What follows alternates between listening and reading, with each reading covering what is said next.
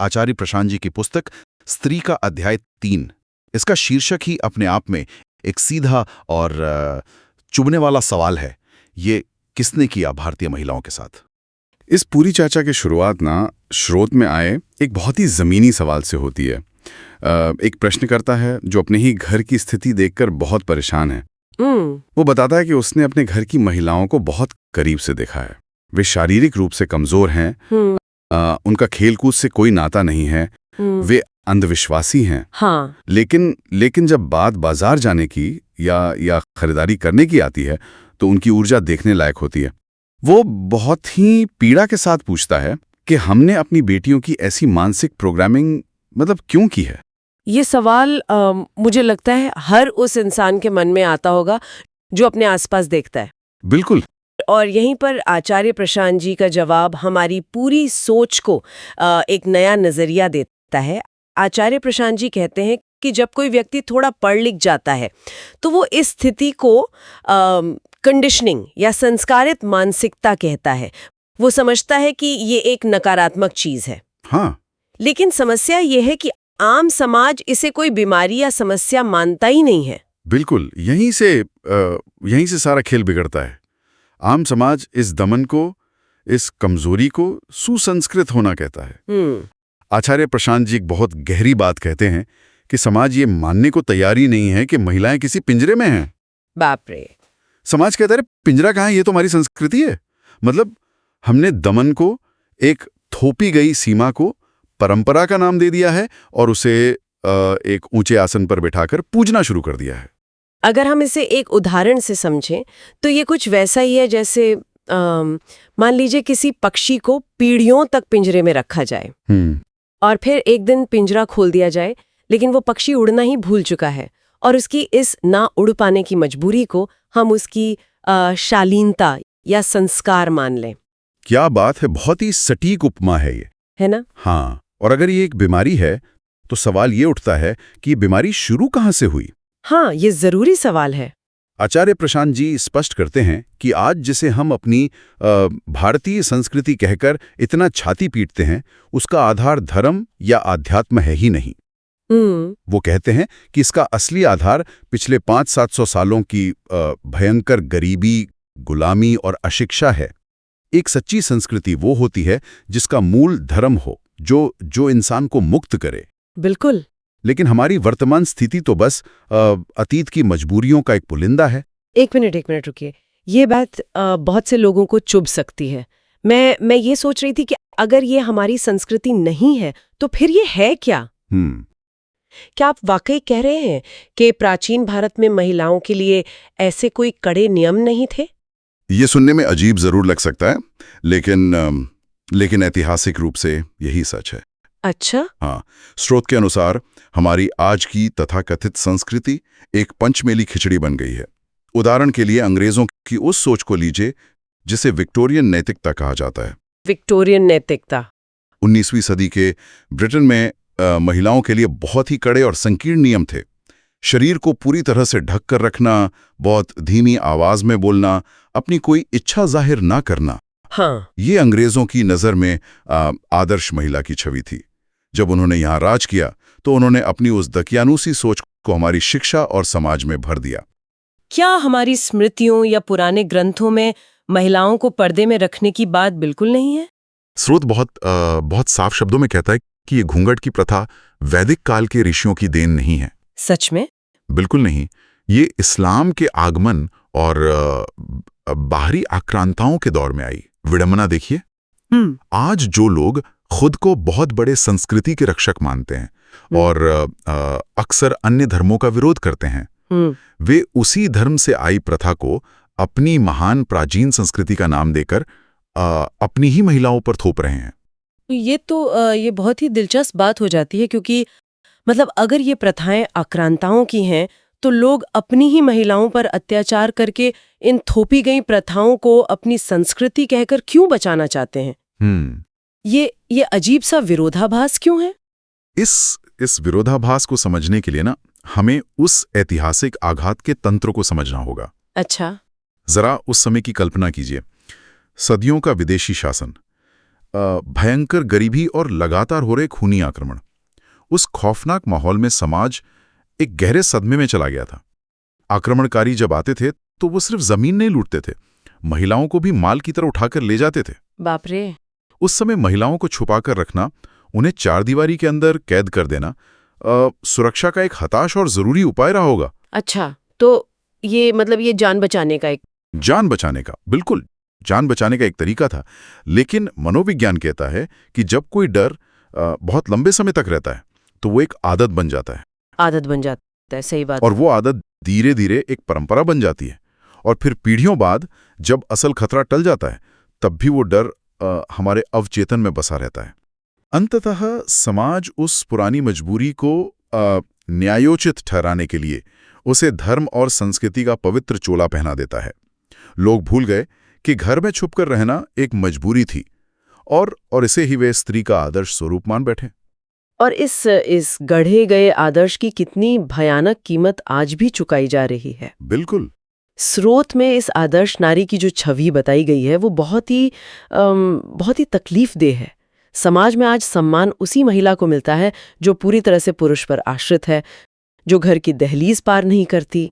हाँ, आचार्य प्रशांत जी इसी बात पर गहरी चोट करते हैं। हमारी इस तथाकथित महान संस्कृति का सबसे भारी नुकसान महिलाओं ने ही उठाया है। जो महिला डरी हुई है, जिसने दुनिया नहीं देखी, उसी को आदर्श गृहिणी का तमगा दे दिया जाता है। और इस आदर्श का एक बहुत ही क्रूर अलिखित नियम है कि एक अच्छी महिला वो है जो घर में पति और बच्चों को खिलाने के बाद सबसे अंत में बचा खुचा खाना खाती है। और ये सिर्फ एक भावुक कहानी नहीं है, इसके नतीजे जमीन पर दिख रहे हैं। बिल्कुल दिख रहे हैं। आंकड़े बताते हैं कि इस तथाकथित त्याग की वजह से भारतीय महिलाएं दुनिया में सबसे ज्यादा कुपोषण और अनीमिया यानी खून की कमी की शिकार हैं। घर के पुरुष और बच्चे भले ही स्वस्थ हों, लेकिन वो आदर्श महिला अंदर से खोखली और बीमार हो रही है, और समाज इसे उसका बड़प्पन मानकर उस पर गर्व कर रहा है। और इसी जगह पर हमारे समाज का वो दोहरा रवैया सामने आता है जो वाकई सोचने पे मजबूर करता है। हाँ। आचार्य प्रशांत जी एक बहुत ही आम जिंदगी का उदाहरण देते हैं। कल्पना कीजिए वही आदर्श गृहिणी जिसे समाज इतना सम्मान देता है, एक दिन अचानक शॉर्ट्स और टी-शर्ट पहनकर हाथ में रैकेट लिए टेनिस खेलने निकल जाए। समाज की क्या प्रतिक्रिया होगी? अरे बाप रे, तहलका मच जाएगा। मतलब मोहल्ले वाले कहेंगे अरे संस्कृति पूरी तरह बर्बाद हो गई। बिल्कुल। घर संभालने की उम्र में ये सड़क पर कूद रही है। समाज उसे तुरंत खारिज कर देगा। यही बात स्रोत में भी कही गई है। खेल कूद जो शरीर को अंदर से मजबूत बनाता है, उसकी सख्त मनाही है। लेकिन दूसरी तरफ आचार्य प्रशांत जी कहते हैं कि वही महिलाएं जब बाजार जाती हैं और सौंदर्य प्रसाधन यानी मेकअप का ढेरों सामान खरीदती हैं तो किसी को कोई आपत्ति नहीं होती। हाँ, बाजार में बिकने वाला 99% सौंदर्य प्रसाधन महिलाएं ही खरीद रही हैं। यहाँ मैं थोड़ा असहमत होना चाहूंगी। मतलब बहुत से लोग कहेंगे कि मेकअप खरीदना तो एक महिला की अपनी पसंद है, उसकी आज़ादी है, इसमें दमन या संस्कृति का क्या लेना देना। ये बहुत ही जायज़ सवाल है। लेकिन आचार्य प्रशांत जी समझाते हैं कि ये पसंद हवा में नहीं बनती। इसी संस्कृति ने पीढ़ियों से महिलाओं के दिमाग में ये बिठा दिया है कि उनका असली मोल उनके शरीर और उनकी सुंदरता में है। अच्छा। उन्हें सिखाया गया है कि वे अंततः पुरुष की नज़रों के लिए हैं, एक भोग की वस्तु हैं। इसलिए उन्हें हमेशा सुंदर और आकर्षक दिखना है ताकि वे स्वीकार्य बनी रहें। जब आप किसी को ये यकीन दिला दें कि उसकी पूरी कीमत उसके बाहरी रूप पर टिकी है, तो उसका सौंदर्य प्रसाधन खरीदना कोई आज़ादी नहीं है, बल्कि उसी पुरानी कंडीशनिंग का एक नया रूप है। ये नज़रिया तो चीज़ों को देखने का ढंग ही बदल देता है। बिल्कुल। एक तरफ हम मंच से भाषण देते हैं कि यत्र नार्यस्तु पूज्यन्ते रमन्ते तत्र देवता, मतलब जहां नारी का सम्मान होता है वहां देवता बसते हैं।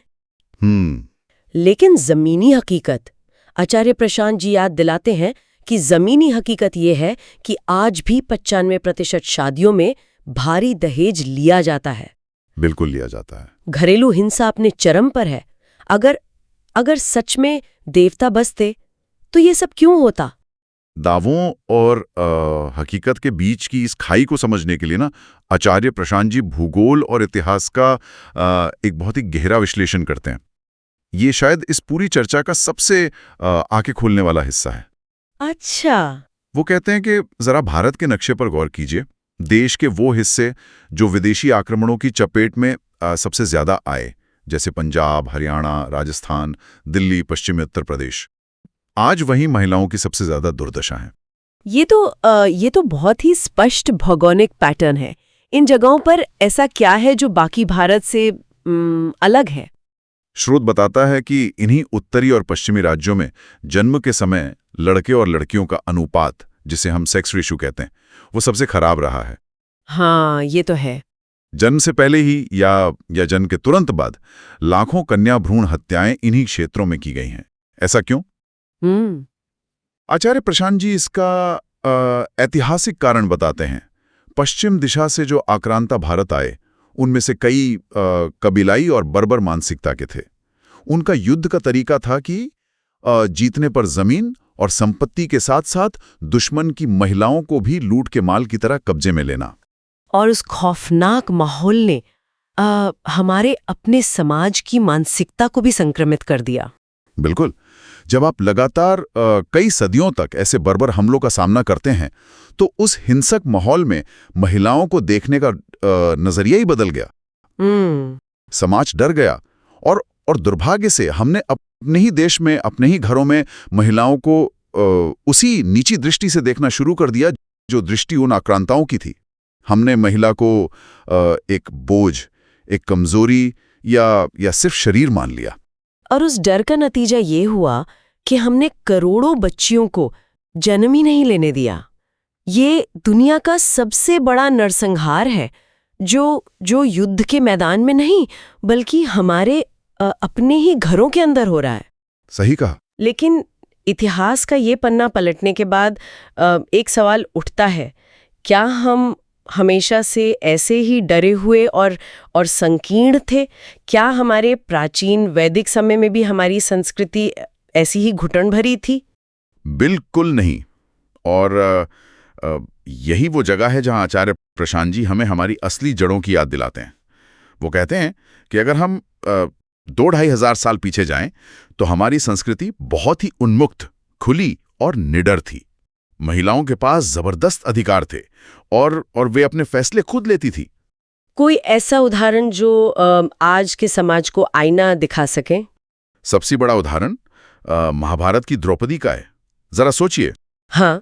अगर आज के इस सुसंस्कृत समाज में द्रौपदी जैसी कोई महिला हो, जो अपने अधिकारों के लिए खड़ी हो, जो भरी सभा में पुरुषों से सवाल करे, जिसके 5 पति हों और जो किसी से दबकर ना रहे, तो क्या ये समाज उसे जीने देगा? बिल्कुल नहीं। आज का समाज तो उसे तुरंत चरित्रहीन घोषित कर देगा। बिल्कुल। लेकिन उस प्राचीन वैदिक समाज में द्रौपदी का असीम सम्मान था। उनकी बात सुनी जाती थी और उन्हें पूजा जाता था। और कपड़ों को लेकर जो आजकल इतनी लंबी चौड़ी बहस होती है, उसके बारे में प्राचीन नजरिया क्या था?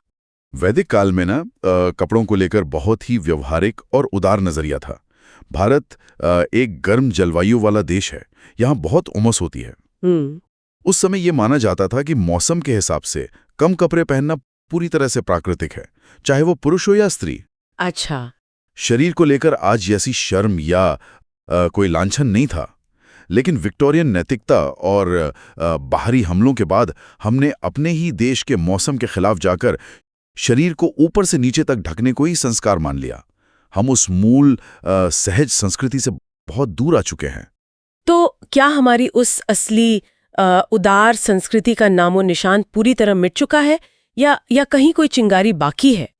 आचार्य प्रशांत जी बताते हैं कि उस पुरानी उदार संस्कृति की एक बहुत ही छोटी सी स्मृति, एक किरण हमारे सामूहिक अवचेतन में कहीं न कहीं बची रह गई थी।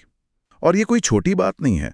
इसी बची हुई स्मृति के कारण ही ना भारत और दक्षिण एशिया ने दुनिया को पहली महिला राष्ट्राध्यक्ष दी। आप इंदिरा गांधी और सिरमावो भंडारनायके जैसी नेताओं की बात कर रहे हैं? हाँ, जरा सोचिए, अमेरिका और यूरोप जो खुद को बहुत आधुनिक, नारीवादी और उदार मानते हैं, वे आज भी एक महिला को अपने सर्वोच्च पद पर स्वीकार करने में हिचकिचाते हैं। ये तो है। लेकिन भारत ने दशकों पहले इंदिरा गांधी को अपना प्रधानमंत्री स्वीकार किया। क्यों? क्योंकि हमारे अवचेतन में कहीं बहुत गहराई में ये बात अंकित थी कि महिला सर्वोच्च स्थान, शक्ति और सम्मान की पात्र है। ये एक बहुत ही शक्तिशाली विचार है। तो अगर हम इस पूरी तस्वीर को एक साथ रखकर देखें तो हम एक चौराहे पर खड़े हैं। हमने सदियों का डर भी झेला है और हमारे अंदर एक महान मुक्त संस्कृति के बीज भी हैं। तो अब आगे क्या? आचार्य प्रशांत जी इस उलझन का क्या समाधान देते हैं? समाधान हमारे सबसे ऊंचे और सबसे शुद्ध दर्शन में छिपा है। आचार्य प्रशांत जी कहते हैं कि अगर आप खुद को सनातनी मानते हैं, हाँ? तो आपके मूल ग्रंथ वेद हैं और आपका केंद्रीय दर्शन वेदांत है। वेदांत। और वेदांत बिल्कुल स्पष्ट शब्दों में कहता है कि जीवन का एक ही अंतिम लक्ष्य है, बोध और मुक्ति। मुक्ति, लेकिन किसकी मुक्ति? क्या सिर्फ समाज से आजादी? नहीं, चेतना की आजादी। आचार्य प्रशांत जी बहुत ही सुंदर तरीके से समझाते हैं कि महिला और पुरुष केवल शरीर के स्तर पर, जीव विज्ञान के स्तर पर अलग हैं, लेकिन उनके भीतर जो चेतना है, जो मैं है, वो बिल्कुल एक है। उसका कोई जेंडर नहीं होता और दोनों के भीतर की वो चेतना एक समान रूप से बंधनों से मुक्ति की मांग करती है। भारतीय मूल्य ये है कि ये जीवन केवल भोग के लिए या शरीर को सजाने संवारने के लिए नहीं मिला है, बल्कि मुक्ति के लिए मिला है। इसका सीधा सा मतलब ये है कि महिला को केवल एक शरीर मानना या उसे भोग की वस्तु समझना, जो कि आज का बाजार, विज्ञापन और हमारा अपना समाज सिखा रहा है, बिल्कुल, वो पूरी तरह से वेदांत और असली भारतीय दर्शन के खिलाफ है। 100% खिलाफ है। और यहाँ आचार्य प्रशांत जी एक और बहुत गहरी बात कहते हैं, जो खास तौर पे पुरुषों को सुननी चाहिए। अच्छा, वो क्या? वो कहते हैं कि अगर घर की महिला गुलाम है, तो पुरुष भी कभी आजाद नहीं हो सकता। ये कैसे? मतलब अक्सर तो यही माना जाता है कि पुरुष ही नियंत्रण कर रहा है। देखने में ऐसा लगता है, लेकिन पुरुष और महिला आपस में इतने गहरे जुड़े हुए हैं कि आप एक को दमित रखकर दूसरे के कल्याण की कल्पना नहीं कर सकते। एक बीमार और डरी हुई महिला एक स्वस्थ समाज का निर्माण कैसे कर सकती है? पुरुष को अगर अपनी भी मानसिक मुक्ति चाहिए, अगर उसे भी एक सार्थक जीवन जीना है, तो उसे अपनी महिला के पैरों की बेड़ियां काटनी ही होंगी। ये तो पूरे विमर्श को ही बदल देता है। मतलब ये सिर्फ महिला सशक्तिकरण का कोई पश्चिमी नारा नहीं है, ये तो सीधे सीधे इंसान मात्र की मुक्ति का, हमारे अपने आध्यात्मिक विकास का मुद्दा है। बिल्कुल, इसीलिए स्रोत के अंत में आचार्य प्रशांत जी एक बहुत ही मारक, स्पष्ट और याद रह जाने वाला निष्कर्ष देते हैं। वो कहते हैं, गीता जी की सुनो, दादाजी की नहीं। गीता जी की सुनो, दादाजी की नहीं। ये तो सीधे दिल पे लगने वाली बात है। हाँ, इसका अर्थ बहुत गहरा है। इसका मतलब है कि सत्य की खोज के लिए सनातन दर्शन का पालन करो, उस वेदांत का पालन करो जो गीता में है। उन सड़ी गली परंपराओं का बोझ मत ढो, जिन्हें हमारे दादा परदादा अज्ञानता, डर या सदियों की गुलामी के कारण ढोते आ रहे थे। अगर किसी पुरानी परंपरा और वेदांत के सत्य में कभी टकराव हो, तो हमेशा वेदांत को चुनो। सत्य हमेशा परंपरा से बड़ा होता है। अगर हम आज की इस पूरी चर्चा का निष्कर्ष निकालें, तो एक बात बिल्कुल शीशे की तरह साफ हो जाती है, जिसे हम बहुत गर्व से अपनी महान परंपरा मानकर सीने से लगाए हुए हैं। हाँ। आचार्य प्रशांत जी के अनुसार वो वेदों या वेदांत के प्रकाश से नहीं जन्मी है। वो सदियों के डर, विदेशी आक्रमणों, गरीबी और गुलामी के अंधेरे से जन्मी एक मजबूरी थी। सच्ची संस्कृति वो बिल्कुल नहीं है जो किसी को पिंजरे में रखे या उड़ने से रोके। बिल्कुल। सच्ची संस्कृति तो वो है जो स्त्री और पुरुष दोनों को उनके बाहरी और सबसे महत्वपूर्ण भीतरी बंधनों से आजाद करे। और ये सिर्फ एक दार्शनिक बात नहीं है, बल्कि हमारे रोजमर्रा के जीवन के लिए एक कसौटी है। जो भी व्यक्ति सत्य की खोज में है उसे हर रोज ये परखना होगा कि वो अपने घर में जिन नियमों का, जिन रीति रिवाजों का पालन कर रहा है, उनका मूल स्रोत क्या है। हाँ। क्या वो वेदांत और धर्म से आ रहा है या वो महज एक पुरानी मजबूरी है जिसे हमने संस्कार का नाम दे दिया है। बिल्कुल। और चर्चा को खत्म करने से पहले मैं चाहती हूँ कि हम सब एक विचार पर थोड़ा ठहरें, जरा इस पर गौर कीजिए। अगर हमारी मान्यताओं की नींव वास्तव में इतिहास के उस दर्दनाक आगात पर टिकी है, तो क्या आज इस पल हमारे पास ये मौका नहीं है कि हम उस बीमारी को पहचान लें और उसका इलाज करें? सोचने वाली बात है। अगली बार जब भी कोई महिला अपनी इच्छाओं को मारती हुई, अपना त्याग करती हुई दिखे और समाज उस पर तालियां बजा रहा हो, तो खुद से बस एक सवाल पूछना चाहिए, क्या ये वेदांत की मुक्ति है या सदियों पुराने डर की कंडीशनिंग? और अगर ये महज एक डर है, तो क्या हम अपने घर में इस डर के सिलसिले को टूटने देंगे या इसे एक पवित्र संस्कार का नाम देकर अपनी अगली पीढ़ी को पास ऑन करेंगे? क्योंकि पिंजरा चाहे कितना भी पुराना और पवित्र क्यों ना मान लिया गया हो, वो आसमान की उड़ान की जगह कभी नहीं ले सकता। इसी विचार के साथ आज की हमारी ये गहन चर्चा यहीं रुकती है।